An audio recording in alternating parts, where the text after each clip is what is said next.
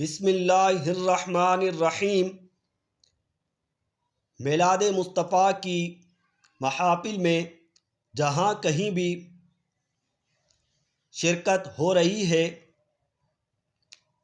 ہم لوگوں کو اس بات کی طرف متوجہ کر رہے ہیں کہ وہ سیرت کا مطالعہ کریں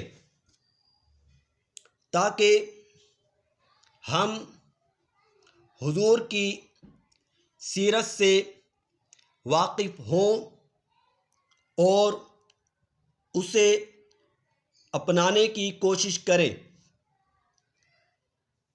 تو بارہا لوگ سوال کرتے ہیں کہ ہم سیرت کی کون سی کتاب پڑھیں، تو چند کتابیں ہم بتا رہے ہیں، ان میں سے کوئی کتاب آپ پڑھ سکتے ہیں۔